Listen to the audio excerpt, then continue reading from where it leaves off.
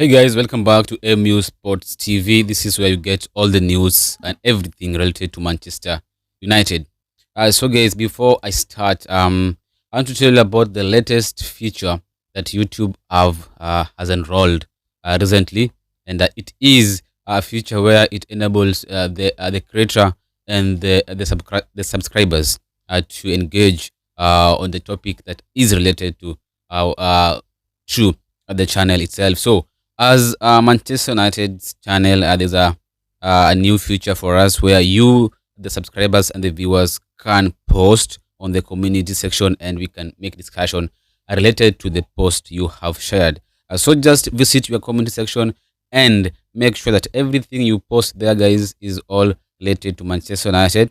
Be free to comment and engage, because this is where we come together as Manchester United fans, because we can't be together physically, but YouTube has made it easier for us to connect and share our ideas concerning Manchester United.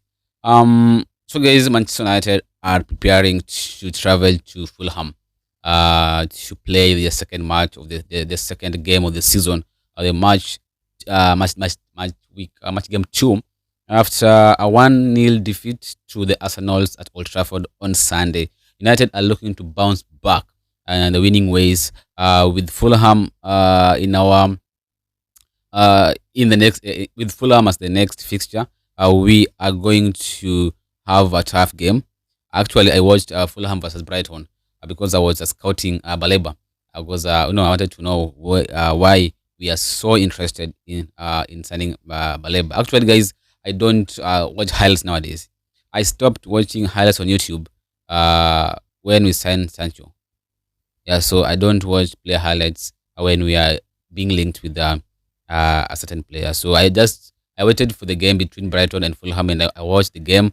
Baleba is Baleba. He hasn't changed from his game last season. I think he's going to be a great player for us if we can manage to sign him this season, this summer, or maybe next summer. So Fulham is still a difficult opponent. Yeah, Brighton managed to score, but it was a penalty.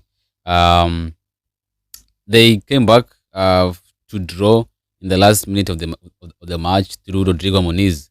He was benched because Jimenez was started ahead of him. So Fulham is still a difficult team to crack, and we need to be vigilant, and we don't need to underrate them. I know we had a good performance against Arsenal, but that means nothing because we lost the game. So guys, I just this video I'm going to take you through on the predicted lineup that Ruben Amorim might go with in the game against Fulham on Sunday. We play again on Sunday.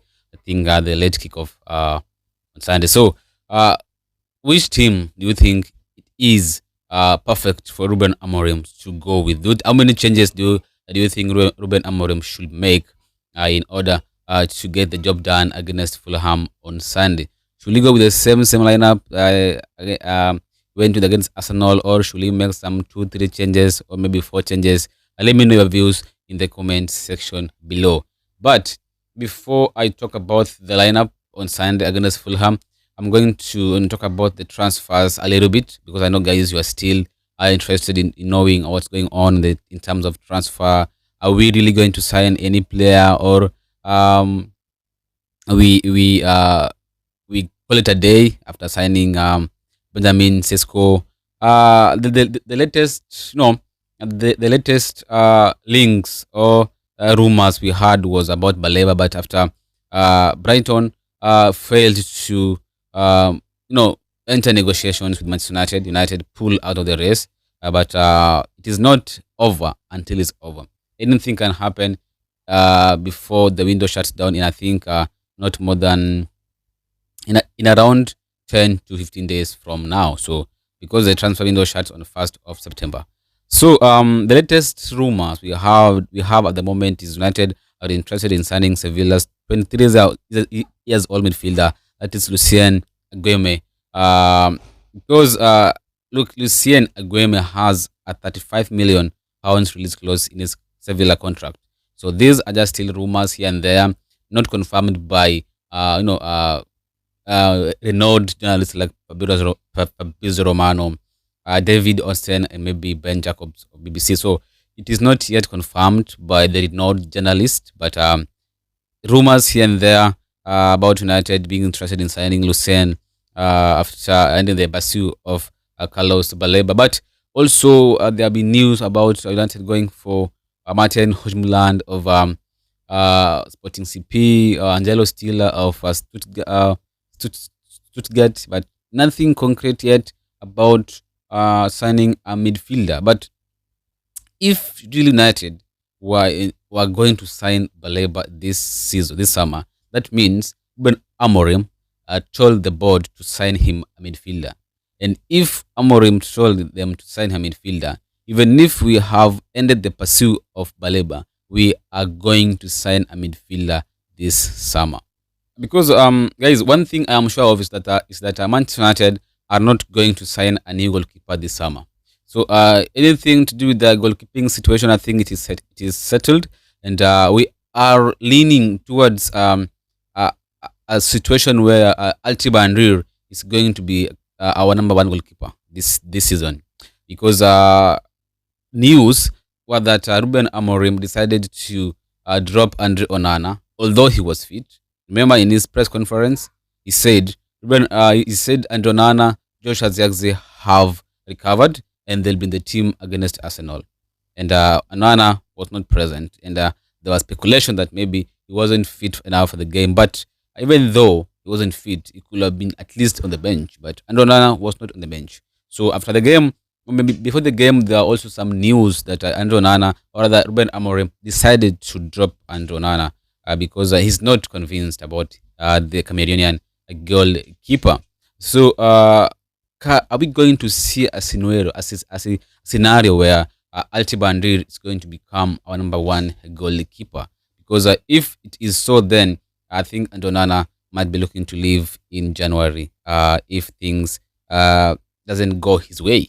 But at the moment, I think Altiba Andrir can, cement his position. If it's going to be to start against Fulham on Sunday, I think if he does well, he's going to cement his position ahead of Andre Onana. That tells you why I'm telling you guys that let's not be hopeful in terms of signing a new goalkeeper this summer, but keep an eye on United signing a new goalkeeper in the summer of 2026. That is next year. So at this season, in terms of goalkeeping situations, we have Andonana, Bandid, Tom Hitton. Those are the only option we have in terms of goalkeeper. So that rules out signing goalkeeper this summer. That also rules out making at least 2 more signings before the transfer window shuts down on the 1st of September. That means we are going to make, I think, one signing this summer, one more signing this summer.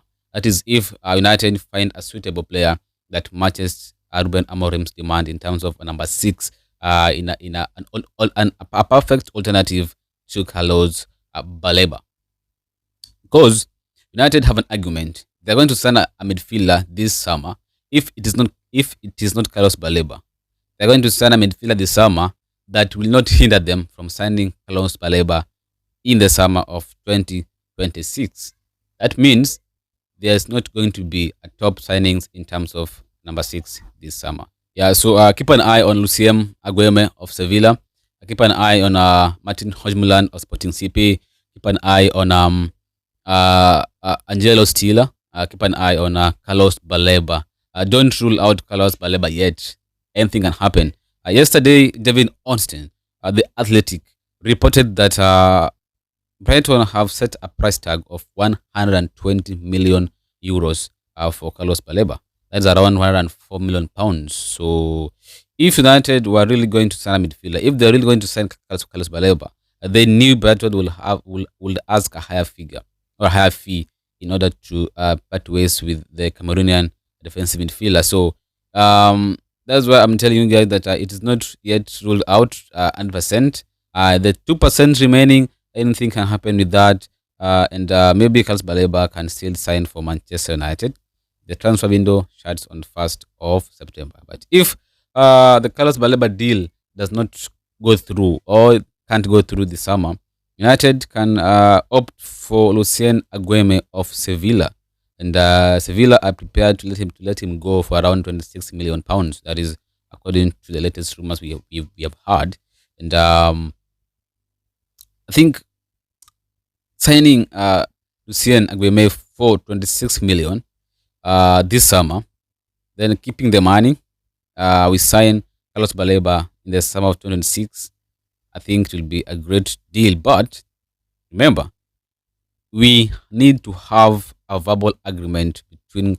There must be a verbal agreement between Carlos Baleba's camp and Manchester United, because we don't want to have a situation where we are going into a bidding war, because Liverpool, Manchester City, Arsenal, Chelsea, Barcelona, Real Madrid. Let me say Real Madrid. Yeah, all these PSG as well. These teams, if Baleba has an outstanding campaign again, with the one again, like the one he had last season, I think United are not going to be the only club interested in Carlos Baleba. That is why it was going to be easy signing Baleba this summer than signing Baleba next summer, because if Brighton value him at 104 million pounds at the moment, where United are the only club interested now. What about in the summer of 26, where there'll be at least four top clubs in pursuit of Carlos Baleba, whereby there'll be going to be a bidding war. Even if Carlos Baleba choose to join United, and any team offers something higher, we will be required to match that fee. That is why I think we should just do all we can and send Baleba this summer. Yeah, so guys, back to the game on Sunday where we face Fulham. Um, One thing I'm sure of is that I don't expect Ruben Amorim to make a lot of changes. Yeah, I don't expect him to make a lot of changes in to the game against Fulham, and expect maybe two or I think two. I expect two, maybe two, three changes, at most three, at least two changes to the lineup that faced Arsenal on Sunday. And in goal, I think, as I was saying earlier, guys, I think we are leaning towards a scenario where Altiba Nrir is becoming our number one goalkeeper. I know he made mistakes. He made one again. He made. I remember he made against Pass in the Carabao, if I'm not wrong. He made a mistake against Arsenal. Yeah, I know. As a goalkeeper, you need to be stronger. He was, I think, a little bit weak for that goal. It was supposed to be strong. If there was an altercation, maybe it was being pushed, and it was, it was soft. But indeed, was soft. That goal against Arsenal, it was very soft, and Saliba, it was so easy for him to push him. So if it was tough, maybe it could have been a foul. So he needs to be tough. Indeed, he needs to be tough. He's kind of shy.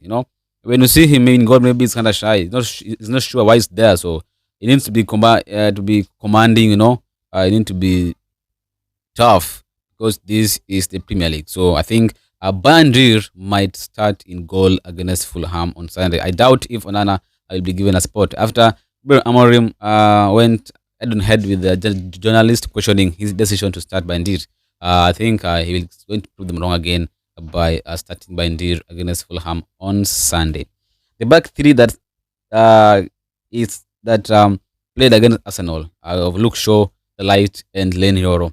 I don't think it's going to make any substitutions, or maybe changes in that back three. I'm not sure. If there will be maybe a change, maybe on Luke Shaw, and maybe he'll make a Luke Shaw change and start Eden Heaven instead. But what I understand is that he's not going to make a lot of changes, because the team against Arsenal was superb, and I don't think there were any mistake made by the players apart from the goalkeeping error. So the back three, that is Luke Shaw, Matthias de Ligt, and Lene Yoro, will definitely start against Fulham on a Sunday. The same back three that started against Arsenal and stopped Gyökeres, Saka, Martinelli from scoring a goal. So the wing backs, that is left wing back and the right wing back. I don't think there'll be changes apart from Diego Dalot. I wasn't impressed by Dalot against Arsenal. Yeah, I was expecting more from him actually, but I was not impressed by how he played. And luckily, Ruben Amorim also saw that, and he was hooked off. And Amad Diallo actually made a great cameo against Arsenal. So I think the right wing back position will be Amad Diallo Traore instead of Diogo Dalot. Patrick Dogu will definitely keep his spot. He did well against Arsenal, hit the post, and it's growing to be the perfect left wing back that Ruben Amorim wanted at Manchester United. Remember, Ahmad, rather Dogu is a good defender. He only needs to improve on his offensive, deliveries. In terms of crossing and shooting, he did is improving. When you watch him last season, I think he's improving on that, and the next coming week or so is going to be elite, and it's going to be a great service to the club. At the midfield that started against Arsenal was Bruno Fernandes and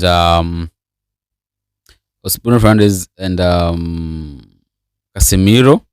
I don't think we're going to see any changes in that midfield. Yeah. So Bruno Fernandes will definitely start. And also Casemiro is going to start. Actually, guys, I wasn't convinced about Ugarte when he came on against Arsenal. I was expecting something more or something different from him, but he was really poor against Arsenal. And let's hope it was just a bad day in the office, and it's not something normal from Ugarte this season, because this is his second season. He needs to improve, or it will be sold next summer. So I think Casemiro will definitely start, because, guys, one thing you should know that Casemiro that Maino is not a defensive midfielder. So there's no way Ruben Amorim can start Bruno Fernandes and Kobe Menu as the two pivots.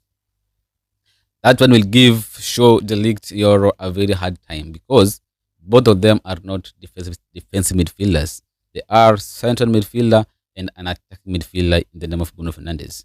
That's why Ruben Amorim brought Ugarte for Casemiro instead of Maino against Arsenal. So with Ugarte not performing well against Arsenal, that gives Casemiro a head start again against Fulham on Sunday.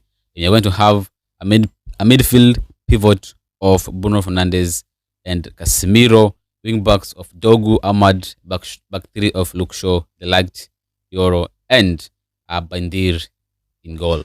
So guys, in attacking midfield, I don't think there's going to be any change. Yeah, Matheus Cunha and Brandon Bomo will definitely keep their players. Cunha as a left midfielder and Bomo as a right midfielder, or right attacking midfielder, and Cunha a left attacking midfielder. I know, guys, we are so happy when we assigned Cunha and Bomo, but some were doubting how they're going to transit from their form from their previous club, Manchester United. They always believe Manchester United as a virus. When players come in this club, they flop, this and that. But I think this narrative is going to change with Cunha and Bomo. They looked like they've been here for the last 2 or 3 years. In fact, Cunha was just the same. Nothing changed from Matheus Cunha. He's a ball carrier. The way he was carrying the ball, he was very, very, very electric, causing Arsenal problems in that midfield, in that defense. And the first half against Arsenal, we only missed a striker. If we had a striker against Arsenal in the first half, I think we could have been talking something different now, like maybe scoring 3 goals, because we had clear chances in the first half than in the second half against Arsenal. And I think a bit of a gamble, but it paid off in terms of controlling the game. We considered an easy goal against Arsenal as well, and that was it. And Arsenal really defended well. The goalkeeper David Raya keeping Mbeumo, Cunha, Sesko at bay. So Cunha, Mbeumo will most definitely start if they are fit. If nothing changes in terms of their fitness, they'll start ahead of Zirkzee, Mount. So I think Mount will mostly start on the bench, coming on the second half to replace maybe Cunha, Mbeumo, or maybe Benjamin Sesko. Striker will be Benjamin Sesko. That's the only striker we have at the moment. Chido Martin is still young. Joshua Zirkzee is not a striker.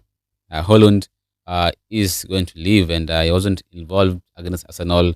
We don't know yet where his future lies. So the lineup against Fulham on Sunday: Bandir in goal, the back three of Luke Shaw, Adelict, and Yoro, the wing backs of Patrick Dogu and Ahmad Diallo, the midfield pivot two of Bruno Fernandes and Casemiro, attacking midfielders Mateus Cunha and Bran Mbomo, with Benjamin Sheshko leading the line. Tell you what, guys, if this team can score 3 goals, at least 3 goals against Fulham, then there's something wrong with the club. Because so, guys, if we can have the exact performance we had against Arsenal, I'm talking about being consistent. Last season we were not consistent. Yeah, there were a lot of inconsistencies between on the club and also some players. So if we can be consistent and in terms of performance, yeah, the same game we played against Arsenal, if we play this game for the rest of the 37 matches remaining, we can make top four easily. We can easily make top four. The only thing that was lacking against Arsenal was just scoring the goals, but that will come. That will come. This chemistry must be built, and if it is going to be built, we need to be patient. And I'm so sure that if we can have the same performance that we had against Arsenal on Sunday, we are going to be a trouble. We're going to be difficult to contend with in this league. So have the same performance against Fulham on Sunday. So we're gonna score at least 3 goals against Fulham. I told you I watched Fulham play Brighton. They are the same Fulham that played last season, but not that superior. Remember last season we went unbeaten in the league against Brighton, against Fulham, that is, winning 1-0 both home and away, courtesy of Joshua Zirkzee and Lisandro Martinez scoring away. We lost, I think, on penalties in the FA Cup. Yeah, but yeah, that was it. But so one thing that I was talking about and I talked about against Arsenal, is it what is it with us not learning how to defend set pieces? This has been an issue since Ten Hag took over, and I thought maybe it's going to change when Ruben Amorim came, but the problem seems to be here with us. Somehow we know how to concede set pieces, but we don't know how to defend set pieces. And I talked about Arsenal being dangerous in set pieces, and when you watched my pre-match preview against Arsenal, I talked about United not don't concede those set pieces because we don't know how to defend them. We conceded through a set piece. We lost the game through a set piece via a set piece goal. So we need to stop making these silly mistakes that lead to set pieces that we can't defend. Fulham is also a dangerous team when it comes to set pieces. So we need to be very vigilant and careful before we face Fulham on Sunday. Thanks for watching, guys.